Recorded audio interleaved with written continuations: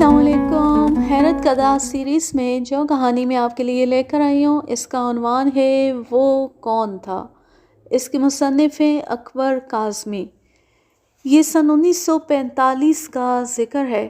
उन दिनों मैं अपने आबाई कस्बे ज़फ़रवाल ज़िला सियालकोट में रिहाइश पज़ीर था।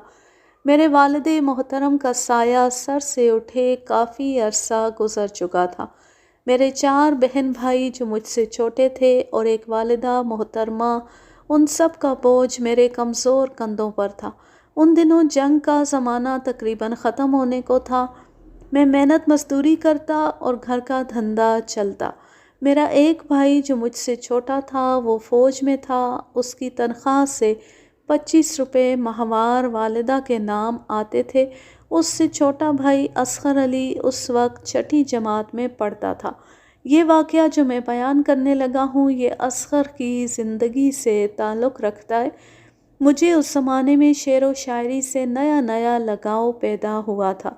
मैं अक्सर रात गए तक मुख्तलिफ़ कुतुब के मुताले में मसरूफ़ रहता और कभी कभी मश्क़ सुख़न भी किया करता।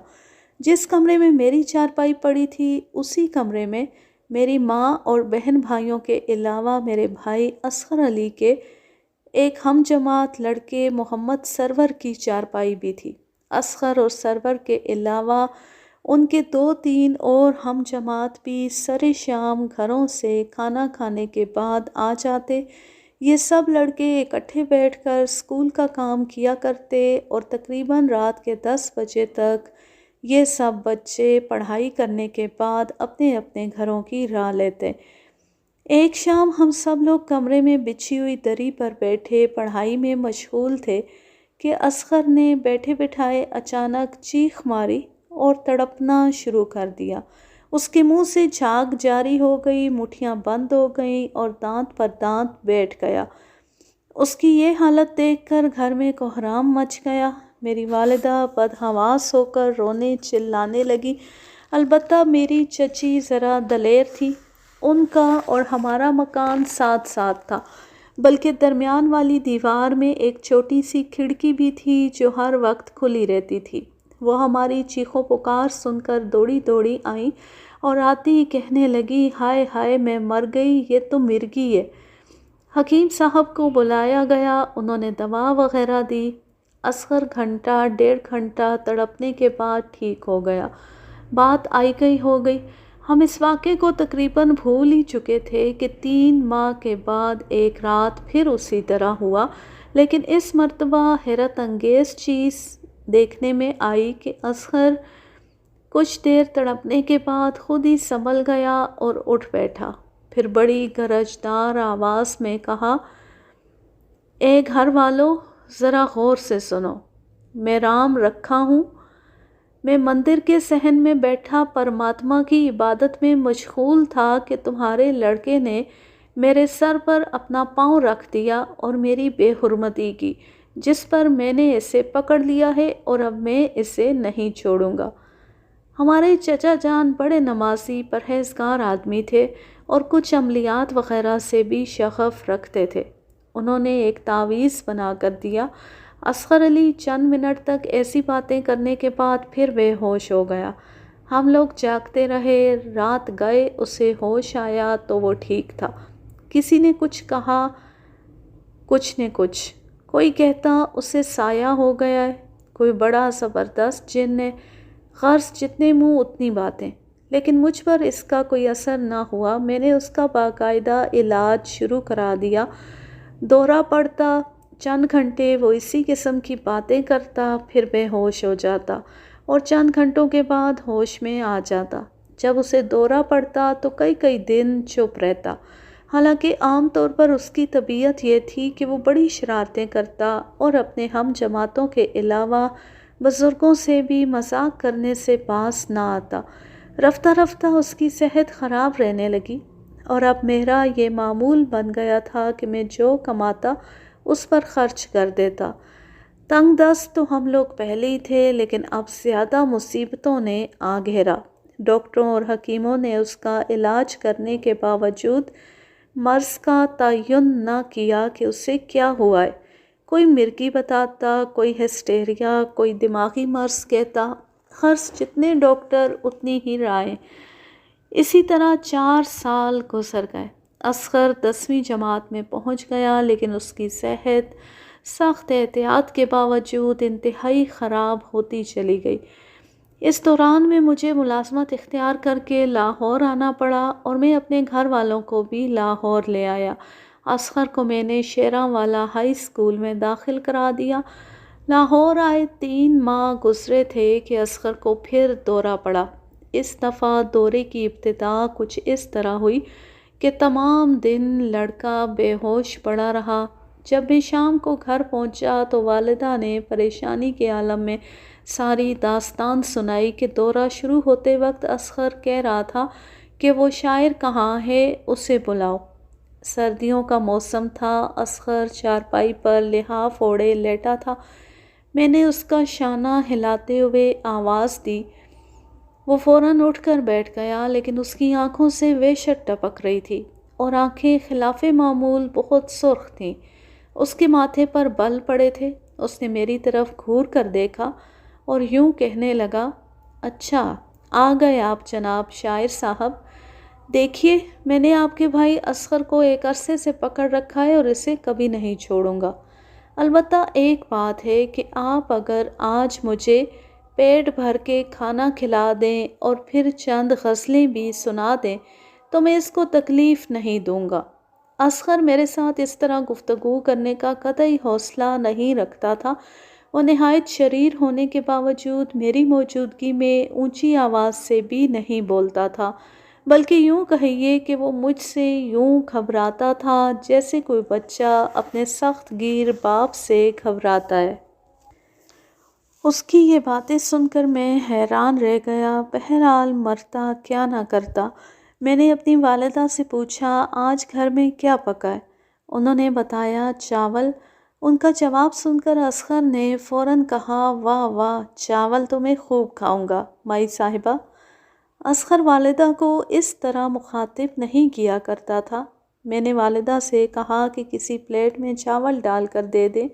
وہ چاولوں والی پتیلی پکڑ کر چاول پلیٹ میں ڈالنے لگی تھی کہ اصغر نے پھر آوازہ کسا، مائی صاحبہ آپ چاولوں کو پلیٹ میں ڈالنے کی تکلیف نہ کریں، کاظمی صاحب نے اجازت تو دے ہی دی ہے، آپ یہ پتیلی ذرا میری طرف کریں۔ اس وقت اصغر کی زبان میں کچھ ایسا اثر تھا کہ والدہ نے خوف کھاتے ہوئے پتیلی اس کی طرف بڑھا دی۔ گھر کے 6 افراد کے لیے پکے ہوئے چاول، جس میں سے ابھی کسی نے پریشانی کے باعث ایک نوالا بھی نہ لیا تھا، اصغر سارے کے سارے چاول چند منٹوں میں ہڑپ کر گیا۔ وہ ویشیوں کی طرح چاول کھا رہا تھا۔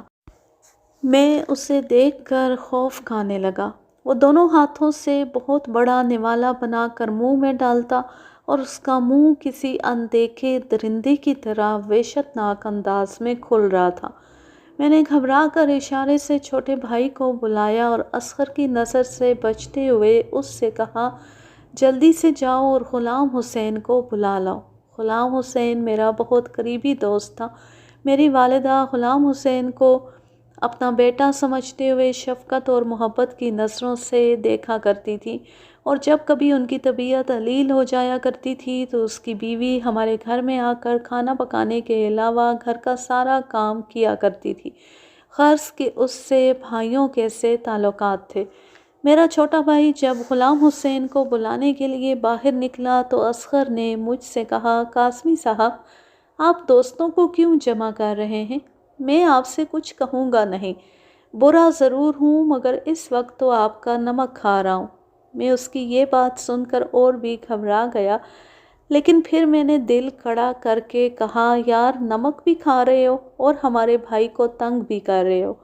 میری یہ بات سن کر اس نے زوردار کہکا لگایا اور کہنے لگا، واہ واہ، اچھا پھر تھوڑا سا نمک بھی دے دو۔ ہمارے گھر میں شروع سے یہ اصول رہا ہے کہ پسا ہوا نمک بازار سے نہیں لاتے بلکہ ثابت نمک کے ڈلے گھر لا کر روز کے روز حسب ضرور پیس لیتے ہیں۔ میری والدہ نے الماری کھولی تاکہ نمک کے ڈبے سے کچھ نمک توڑ کر اسے دیں۔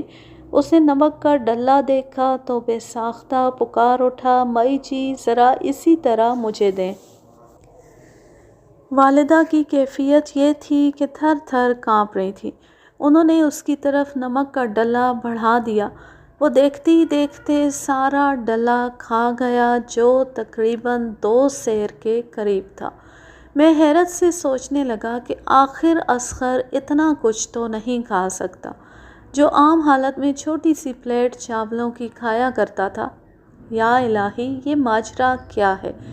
اب اس نے نمک کھانے کے بعد بھرپور انگڑائی لی اور میری آنکھوں میں آنکھیں ڈالتے ہوئے بولا، جی ہاں کاظمی صاحب، اب کوئی شعر سنائیے۔ اس کی یہ بات سن کر میں چونک گیا اور میری زبان سے بے اختیار نکلا، شعر؟ ہاں شعر۔ کیا تم شعر سمجھ سکتے ہو؟ وہ مسکراتے ہوئے بولا، ہاں خوب سمجھتا ہوں، بلکہ میں بھی آپ کو شعروں کا انتخاب سناؤں گا۔ میں دل میں سوچ رہا تھا اسے کس قسم کے شعر سناؤں کہ اس نے اپنا ہاتھ میری طرف بڑھاتے ہوئے کہا، آپ جب تک سوچ رہے ہیں مجھے ایک سگریٹ پلائیے۔ اس کے سگریٹ طلب کرنے پر میں اور بھی خوفزدہ ہوا اور حیرت میں پڑ گیا، کیونکہ اصغر نہ صرف یہ کہ اس وقت سگریٹ نہیں پیتا تھا بلکہ اب بھی وہ سگریٹ سے انتہائی نفرت کرتا ہے۔ مجھے یاد ہے ایک دفعہ ہمارے ہاں آئے ہوئے ایک مہمان کو اصغر نے حقہ تازہ کر کے دیا اور جب اس کا پانی برابر کرنے کے لیے اس نے حقے کی نئی میں پھونک ماری تو اسے کہہ آ گئی۔ اب وہی اصغر میرے سامنے بیٹھا اس طرح سگریٹ پی رہا تھا کہ میں اسے دیکھ کر پریشان ہو گیا۔ اس نے 2 کش لے کر سارا سگریٹ ختم کر دیا۔ سگریٹ کا آخری لمبا کش لینے کے بعد وہ پھر مجھ سے مخاطب ہوا، تصوف کا کوئی شعر سنائیے۔ میرے منہ سے بے اختیار نکلا، مثلاً؟ اس نے فوراً غالب کا شعر پڑھا، نہ تھا کچھ تو خدا تھا، کچھ نہ ہوتا تو خدا ہوتا، ڈبویا مجھ کو ہونے نے، نہ ہوتا میں تو کیا ہوتا۔ اور پھر اس نے متواتر 5-10 شعر سنا دیے اور بولا، شاید آپ محسوس کرتے ہوں کہ میرا بھائی اصغر اسکول کا طالب علم ہے اور طالب علموں کو شعر یاد ہوتے ہی ہیں، مگر حیرت نہ کیجیے، اب میں آپ کو خالص ہندی کے چند گیت سناؤں گا۔ اور پھر اس نے ہندی کے گیت سنانے شروع کر دیے۔ ابھی اس نے دوسرا گیت شروع کیا تھا کہ میں نے کہا، بھائی میں ہندی نہیں جانتا۔ اب اس نے انگریزی کی نظمیں سنانی شروع کر دیں اور یہ نظمیں غیر معروف شعراء کی تھیں۔ میں نے سوال کیا، یہ کون سے شعراء کی نظمیں ہیں؟ تو وہ بولا، یہ میرا ایک عزیز ہے۔ اس کے بعد اس نے پنجابی کے صوفی شعراء کا کلام سنایا اور پھر ایک انگڑائی لے کر بولا، اچھا میں نے آپ کا کافی وقت لیا ہے، اب اجازت چاہتا ہوں، پھر کبھی سہی۔ وہ بے ہوش ہو کر بستر پر گر پڑا۔ میں نے اس کو دبانا شروع کیا اور ہوش میں لانے کے بعد دودھ کے 2 گھونٹ اس کو بڑی مشکل سے پلائے۔ تقریباً 15 منٹ بعد اس نے آنکھیں کھولی اور ایک لمبا سانس لے کر بولا، بھائی جان مجھے کیا ہوا تھا؟ میں نے کہا، تمہیں کچھ علم نہیں؟ یوں محسوس ہوتا ہے جیسے میں کوئی خواب دیکھ رہا تھا۔ کوئی بات نہیں، تم اب آرام سے سو جاؤ۔ اور وہ سو گیا۔ اب میں نے دل میں فیصلہ کر لیا کہ میں اسے کسی سیانے کو دکھاؤں گا۔ صبح جب اصغر بستر سے اٹھا تو بہت نڈھال دکھائی دے رہا تھا۔ اس کی آنکھیں اندر کو دھسی ہوئی تھیں اور چہرے کا رنگ ہلدی کی طرح زرد تھا۔ وہ اسکول نہ جا سکا۔ میں اسے آرام سے لیٹے رہنے کی ہدایت کر کے گھر سے نکل پڑا اور گڑھی شاہو میں اپنے ایک عمر رسیدہ واقف حال کے پاس پہنچا۔ اس کو سارا قصہ سنایا۔ اس نے مجھے مشورہ دیا کہ اصغر کا ڈاکٹری علاج چھوڑ دیا جائے اور اسے کسی سیانے کو دکھایا جائے۔ میں نے کہا، میں بھی اب اسی نتیجے پر پہنچا ہوں، لیکن کہاں لے جایا جائے؟ کیونکہ اس سے پہلے والدہ بھی تو اپنی مرضی سے اسے بہت سے سیانوں کو دکھا چکی ہیں، اسے کوئی قابو میں نہیں لا سکا۔ لہٰذا میں اس کو ذہنی عارضہ ہی سمجھتا رہا، لیکن رات کے واقعات نے مجھے مجبور کر دیا ہے کہ میں اب اس کا ڈاکٹری علاج چھوڑ دوں۔ وہ مجھے ساتھ لے کر اپنے ایک دوست کے ہاں گئے۔ ان کے دوست نے اپنے کسی عزیز کا علاج ایک مرد درویش سے کرایا تھا۔ جب ان کے پاس پہنچے تو انہوں نے ہمیں لاہور توپ خانے سے چند میل کے فاصلے پر واقع کسی گاؤں میں ایک حکیم صاحب کے پاس لے جانے کا مشورہ دیا، اور یہ بھی کہا کہ ہم اتوار کو جائیں، کیونکہ اتوار کے علاوہ حکیم صاحب کہیں باہر بھی مریضوں کو دیکھنے کے لیے چلے جاتے ہیں۔ لہٰذا ہم نے صبر شکر کر کے 2-4 دن نکالے۔ اتوار کی صبح کو تیار ہوئے اور دونوں بھائی گڑھی شاہو پہنچے۔ وہاں سے اپنے اسی دوست کو ساتھ لے کر گاؤں میں پہنچ گئے۔ جب ہم وہاں پہنچے اس وقت تقریباً صبح کے 9 بجے تھے۔ مریضوں کی تعداد وہاں کافی تھی۔ ہم صبر و تحمل کے ساتھ ایک کونے میں بیٹھے رہے۔ تقریباً 2 گھنٹے کے بعد ہماری باری آئی۔ حکیم صاحب نے مجھے مخاطب کر کے کہا، شاہ صاحب آپ تو ماشاءاللہ سید ہیں، اور سید بہت صابر ہوتے ہیں۔ آپ باہر مسجد میں تشریف رکھیں، میں ان لوگوں کو فارغ کر لوں، پھر آپ سے بات ہوگی۔ مکان کے دروازے کے سامنے بڑ کا درخت تھا، اس کے نیچے ایک چٹائی بچھی تھی۔ ہم وہاں بیٹھ گئے۔ بیٹھے بیٹھے دن کے 3 بجنے کو آئے ہوں گے کہ میں نے اپنے ساتھی سے کہا، حکیم صاحب سے دریافت کریں کہ ہماری باری بھی آتی ہے یا نہیں۔ ہمارے ساتھی نے آ کر ہمیں بتایا کہ تمام مریض جا چکے ہیں اور حکیم صاحب بیٹھک سے اٹھ کر اندر چلے گئے ہیں اور آرام فرما رہے ہیں۔ یہ سنتے ہی جیسے ہم سب پر اوس پڑ گئی۔ ہم بڑے حیران ہوئے۔ اصغر کہنے لگا، اب ہمیں چلنا چاہیے۔ ہمارے ساتھی نے بھی اپنی چند مجبوریاں بیان کرتے ہوئے کہا کہ اب چلنا چاہیے۔ میں نے اپنے ساتھی کو یہ کہہ کر اجازت دے دی کہ اب ہم واپس آپ کے بغیر بھی آ سکتے ہیں۔ وہ چلے گئے۔ اب اصغر نے اچھا بھلا لیکچر جھاڑ دیا جو حکیموں اور پیروں کے خلاف تھا۔ اس کا مطلب یہی تھا کہ ہم چلیں، لیکن میرے کانوں میں حکیم صاحب کے الفاظ گونج رہے تھے کہ سید بہت صابر ہوتے ہیں۔ لہٰذا میرے دل نے فیصلہ کیا کہ حکیم صاحب سے ملاقات کیے بغیر نہیں جانا چاہیے۔ جب بیٹھے بیٹھے شام ہونے کو آئی تو اصغر نے کہا، اب اگر اور کچھ دیر بیٹھے رہے تو واپسی کے لیے سواری بھی نہیں ملے گی، لہٰذا چلنا چاہیے۔ اصغر کی بات معقول تھی۔ مجھے تیار ہونا پڑا۔ میں اٹھ کر جوتا پہن رہا تھا کہ اچانک خلاف توقع حکیم صاحب تشریف لائے اور آتے ہی فرمانے لگے، آپ نے تو کمال کر دیا، یہیں بیٹھے بیٹھے شام کر دی۔ میں نے کہا، جناب نے فرمایا تھا کہ میں بلا لوں گا، لہٰذا ہم بیٹھے رہے۔ حکیم صاحب نے ہماری ہمت کی داد دی اور اپنے لڑکے کو آواز دے کر کھانا لانے کا حکم دیا، اور ساتھ ہی فرمایا، کوئی بات نہیں، آپ آج یہیں تشریف رکھیں، اب اندھیرا ہو چلا ہے، یہ بھی آپ کا اپنا گھر ہے، صبح چلے جائیے گا۔ اصغر کو پریشان دیکھ کر حکیم صاحب نے فرمایا، بیٹا کوئی بات نہیں، میں معافی چاہتا ہوں، آپ لوگوں کو پریشانی تو ہوئی، لیکن اب تو آپ کو یہاں رہنا ہی پڑے گا۔ ہم کھانا کھا لینے کے بعد سونے کی تیاری کر ہی رہے تھے کہ اچانک ایک کار آ کر ہمارے سامنے سے گزرتی ہوئی حکیم صاحب کے دروازے پر رکی اور اس میں سے 2 آدمی نمودار ہوئے۔ ایک نے فوجی وردی پہن رکھی تھی۔ ان کی بیوی سخت تکلیف میں تھی اور وہ حکیم صاحب کو ساتھ لے جانے کے لیے آئے تھے۔ حکیم صاحب ان کی آہ و فغاں سن کر ان کے ساتھ جانے کو تیار ہو گئے، اور جب وہ کار میں سوار ہونے لگے تو اچانک ان کی نظریں میری جانب اٹھیں۔ وہ فوراً بولے، کیپٹن صاحب ان کو بھی ساتھ بٹھا لیجئے، یہ قبلہ شاہ صاحب ہیں اور اپنے دکھ کے مارے ہوئے صبح سے یہاں بیٹھے ہیں، ہم شاید رات کو واپس نہ آ سکیں تو ان کو بہت تکلیف ہوگی۔ ہم دونوں بھائی بھی کار میں بیٹھ گئے اور صدر بازار کے پچھلی طرف ایک گلی میں آ پہنچے۔ یہاں ان کا مکان تھا۔ کیپٹن صاحب نے ہمیں بیٹھک میں فرش پر بچھی ہوئی دری پر 2 بستر لگا دیے اور حکیم صاحب کو زنان خانے میں لے گئے۔ اصغر تھوڑی دیر بعد سو گیا اور میں ساری رات کروٹیں بدلتا رہا۔ صبح کی نماز سے فارغ ہو کر حکیم صاحب جب بیٹھک میں تشریف لائے تو اصغر اس وقت نماز پڑھ رہا تھا۔ وہ نماز کا پابند تھا۔ حکیم صاحب میری طرف دیکھ کر مسکرائے اور کہنے لگے خوب برخوردار نماز پڑھ رہے ہیں۔ یہ کہہ کر وہ میرے ساتھ ہی دری پر بیٹھ گئے۔ اصغر نماز سے فارغ ہوا۔ حکیم صاحب نے اشارہ کرتے ہوئے فرمایا بیٹھ جاؤ بیٹا۔ اصغر ان کے سامنے آلتی پالتی مار کر بیٹھ گیا۔ اب حکیم صاحب مجھ سے مخاطب ہوئے اور اصغر سے بچتے ہوئے آہستہ سے کہا اگر میں اصغر کے ساتھ سخت کلامی سے پیش آؤں تو آپ برا نہ مانیے گا کیونکہ یہ معاملہ میرا اصغر سے نہیں بلکہ کسی اور سے ہوگا۔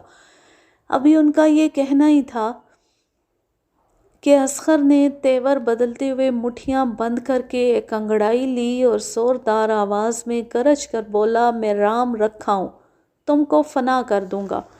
میری حیرت کی انتہا نہ رہی کہ ابھی تو اچھا بھلا تھا، اس سے کیا ہوا؟ حکیم صاحب نے اسے کوئی جواب نہ دیا اور سامنے پڑے ہوئے ایک ردی اخبار کا ورق پکڑا اور اس کی بتی سی بنانی شروع کر دی۔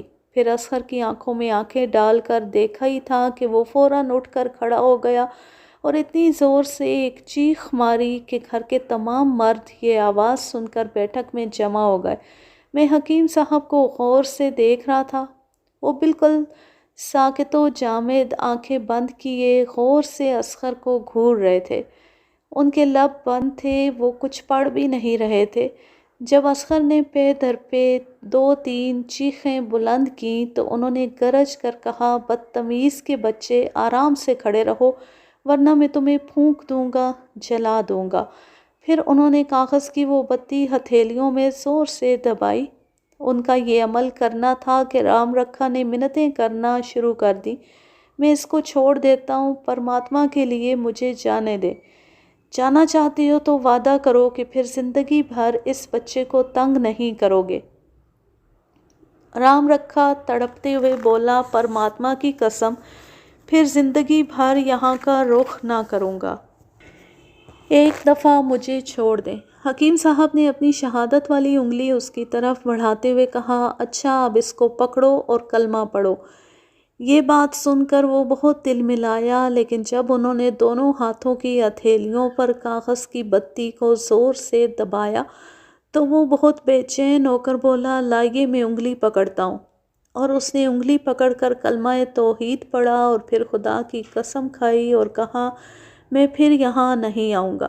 حکیم صاحب نے اس سے کہا جاؤ چلے جاؤ اب اجازت ہے، اور وہاں بیٹھے ہوئے 2 نوجوانوں کو اشارے سے کہا کہ لڑکے کو سنبھالو۔ اصغر زمین پر بے ہوش ہو کر گر پڑا۔ حکیم صاحب نے ہم سے کہا اس کو ذرا دباؤ۔ ہم سب نے اصغر کی ٹانگیں اور بازوؤں کو دبانا شروع کر دیا۔ حکیم صاحب نے پانی کا گلاس منگوا کر اس پر 2 پھونکیں ماری اور پانی اصغر کے منہ پر چھڑکا۔ وہ ہوش میں آ گیا اور مجھ سے مخاطب ہو کر کہا بھائی جان مجھے کیا ہو گیا تھا؟ حکیم صاحب نے مجھے اشارے سے سمجھایا کہ اسے اس حقیقت سے آگاہ نہ کیا جائے۔ میں نے فوراً جواب دیا کچھ نہیں، یوں ہی تمہارے دل کو کچھ ہو گیا تھا۔ آج اس واقعے کو ایک مدت بیت چکی ہے۔ اصغر صحت مند نوجوان ہے۔ اس لمحے کے بعد آج تک خدا کے فضل و کرم سے اسے کوئی ایسی تکلیف نہیں ہوئی۔ وہ ایک سرکاری دفتر میں ہیڈ کلرک ہے اور ہومیوپیتھک ڈاکٹر بھی، اور نہایت کامیاب زندگی گزار رہا ہے۔ اس کہانی کا ماخذ ہے سیارہ ڈائجسٹ دسمبر سن 1970۔ اب میں لیتی ہوں آپ سے اجازت، جہاں رہیں خوش رہیں، شاد و آباد رہیں، ہنستے مسکراتے رہیں، اور اگر یہ کہانی یا میرا انداز پسند آئے تو اس چینل کو سبسکرائب ضرور کر لیں اور بیل آئیکن کو ضرور پریس کریں تاکہ آنے والی ہر نیو ویڈیو کی نوٹیفیکیشن آپ کو بر وقت ملتی رہے۔ ویڈیو کو لائک کیجئے، زیادہ سے زیادہ شیئر کیجئے اور اچھا سا کمنٹ کیجئے۔ اللہ حافظ، اللہ نگہبان۔